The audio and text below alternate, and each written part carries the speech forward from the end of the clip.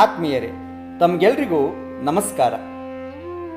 ಯೋಗ ಅಂದ ಕೂಡಲೇ ನಮ್ಮ ಕಣ್ಣೆದುರಿಗೆ ಬರುವಂಥದ್ದು ಕೆಲವೊಂದು ಆಸನಗಳು, ಒಂದಿಷ್ಟು ಪ್ರಾಣಾಯಾಮಗಳು, ಹೆಚ್ಚೆಂದರೆ ಕೆಲವೊಂದು ಧ್ಯಾನದ ವಿಧಾನಗಳು.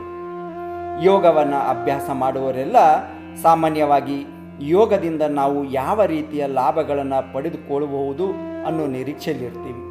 ಹೌದು, ಯೋಗದಿಂದ ಕೇವಲ ಪಡೆದುಕೊಳ್ಳೋದಷ್ಟೇ ಅಲ್ಲ, ಇದು ದೇಹದಲ್ಲಿರ್ತಕ್ಕಂಥ ಆಲಸ್ಯವನ್ನು, ಜಡತ್ವವನ್ನು, ಬೊಜ್ಜನ್ನು, ಜೊತೆಗೆ ಮನಸ್ಸಿನಲ್ಲಿರ್ತಕ್ಕಂಥ ಬೇಡವಾದ ನಕಾರಾತ್ಮಕ ಆಲೋಚನೆಗಳನ್ನು ಹೊರಗೆ ಹಾಕಲಿಕ್ಕೆ ಸಹಾಯಕ ಮಾಡ್ತಾ ಹೋಗುತ್ತೆ. ಇದು ಔಷಧಿಯ ಹಾಗೆ ಬಹುಬೇಗ ಫಲಿತಾಂಶವನ್ನು ನೀಡುವಂಥದ್ದಲ್ಲ. ಯಾಕಂದರೆ ಮೊದಲು ಅಲ್ಲಿರ್ತಕ್ಕಂಥ ಎಲ್ಲ ಕಸವನ್ನು ಇದು ಹೊರಗೆ ಹಾಕುತ್ತೆ. ಉದಾಹರಣೆಗಾಗಿ ನಮ್ಮ ದೇಹ ಮತ್ತು ಮನಸ್ಸು ಈ ಪಾತ್ರೆ ಅಥವಾ ಡಬ್ಬಿ ಅಂತ ತಿಳ್ಕೊಳ್ಳೋಣ.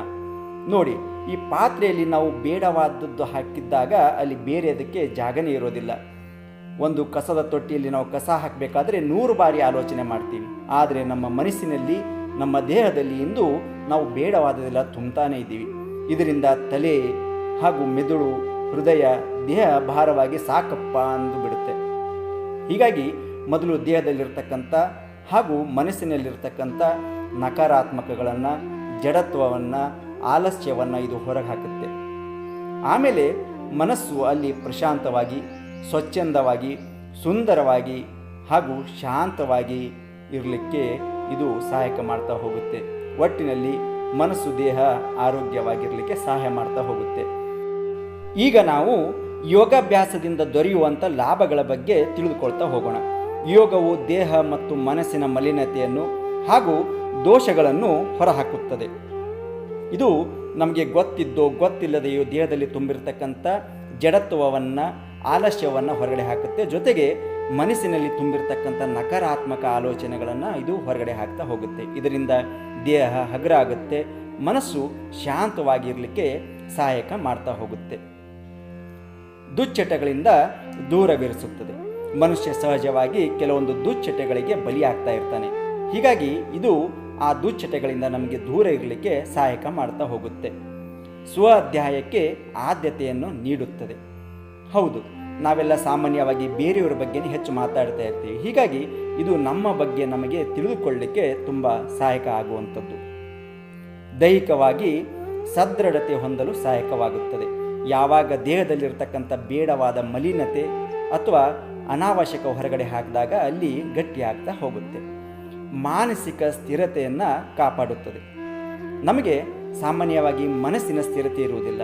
ಯೋಗವನ್ನು ಅಭ್ಯಾಸ ಮಾಡುವುದರಿಂದ ಮಾನಸಿಕ ಸ್ಥಿರತೆಯನ್ನು ಇದು ಕಾಪಾಡಿಕೊಳ್ಳಲಿಕ್ಕೆ ನಮಗೆ ಸಹಾಯಕ ಆಗ್ತಾ ಹೋಗುತ್ತೆ. ಭಾವನೆಗಳನ್ನು ಹತೋಟಿಗೆ ತರುತ್ತದೆ. ನಮ್ಮ ಭಾವನೆಗಳು ನಮ್ಮ ಹತೋಟಿಯಲ್ಲಿರೋದು ತುಂಬ ಕಷ್ಟ. ಹೀಗಾಗಿ ಮನಸ್ಸು ಮತ್ತು ಭಾವನೆಗಳನ್ನು ಹತೋಟಿಯಲ್ಲಿ ಇಡಲಿಕ್ಕೆ ಯೋಗ ತುಂಬ ಸಹಾಯ ಮಾಡ್ತಾ ಹೋಗುತ್ತೆ. ಸಾಮಾಜಿಕ ಕೌಶಲ್ಯಗಳನ್ನು ಕಲಿಸ್ತಾ ಹೋಗುತ್ತೆ.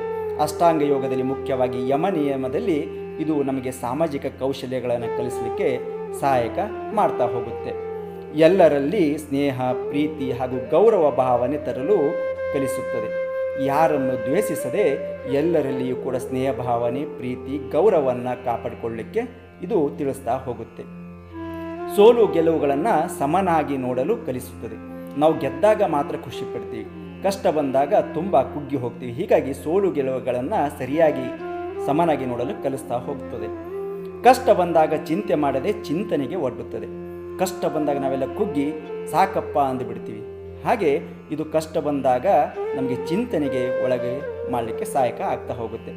ಮುಂದಾಲೋಚನೆ ಗುಣಗಳನ್ನು ಬೆಳೆಸ್ತಾ ಹೋಗುತ್ತೆ. ಮುಂದಾಲೋಚನೆ ಗುಣಗಳನ್ನು ಅಂದರೆ ಮುಂದೆ ಆಗುವಂಥ ಕೆಲವೊಂದು ಕಾರ್ಯಗಳ ಬಗ್ಗೆ ಇದು ಎಚ್ಚರಿಸ್ತಾ ಹೋಗುತ್ತೆ. ಉತ್ತಮವಾದ ಸ್ಪಷ್ಟ ಗುರಿಗಳನ್ನು ಹೊಂದಲು ಸಹಕಾರಿಯಾಗಿದೆ.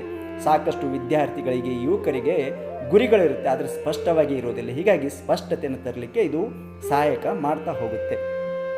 ಕಾಯಿಲೆಗಳಿಂದ ಮುಕ್ತಿಯನ್ನು ನೀಡುತ್ತದೆ. ಸಾಮಾನ್ಯವಾಗಿ ನಾವು ಯೋಗ ಅಭ್ಯಾಸ ಮಾಡೋದರಿಂದ ದೈಹಿಕ ಹಾಗೂ ಮಾನಸಿಕ ಕಾಯಿಲೆಗಳಿಂದ ನಮಗೆ ಮುಕ್ತಿಯನ್ನು ನೀಡ್ತಾ ಹೋಗುತ್ತದೆ. ಸಹಜವಾದ ಹಾಗೂ ನೈಸರ್ಗಿಕ ಬದುಕಿಗೆ ನಾಂದಿಯಾಗಿದೆ. ನಾವೆಲ್ಲ ಈಗ ಬಣ್ಣದ ಬದುಕಿಗೆ ಮಾರು ಹೋಗ್ತಾ ಇದ್ದೀವಿ. ಹೀಗಾಗಿ ಸಹಜವಾದ ಹಾಗೂ ನೈಸರ್ಗಿಕ ಬದುಕನ್ನು ಇದು ಕಲಿಸಿಕೊಳ್ಳಲಿಕ್ಕೆ ಸಹಾಯಕ ಆಗ್ತಾ ಹೋಗುತ್ತೆ. ದೇಹದ ಹಾಗೂ ಮನಸ್ಸಿನ ಜಡತ್ವ ಮತ್ತು ಆಲಸ್ಯವನ್ನು ದೂರಗೊಳಿಸ್ತಾ ಹೋಗುತ್ತೆ.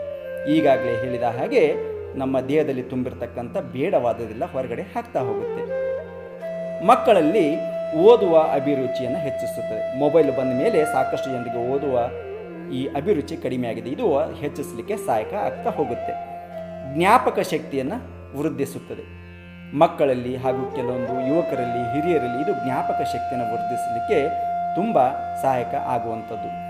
ಮನಸ್ಸನ್ನು ಶಾಂತವಾಗಿರಿಸುತ್ತದೆ ಇತ್ಯಾದಿಗಳು. ಹೌದು, ಯೋಗವನ್ನು ಅಭ್ಯಾಸ ಮಾಡೋದರಿಂದ ಶಾಂತವಾಗಿ, ನೆಮ್ಮದಿಯಾಗಿ ನಾವು ಆರೋಗ್ಯವಾಗಿ ಬದುಕಲಿಕ್ಕೆ ಸಹಾಯಕ ಆಗ್ತಾ ಹೋಗುತ್ತೆ. ಆತ್ಮೀಯರೇ, ತಾವು ಕೂಡ ಯೋಗ ಮಾಡಿ ಲಾಭಗಳನ್ನು ಪಡೆದುಕೊಳ್ಳಿ, ಆರೋಗ್ಯವಾಗಿರಿ. ಮುಂದಿನ ವಿಡಿಯೋದಲ್ಲಿ ಮತ್ತೆ ಬೇರೆ ವಿಷಯದೊಂದಿಗೆ ಭೇಟಿಯಾಗೋಣ. ನಮಸ್ಕಾರ.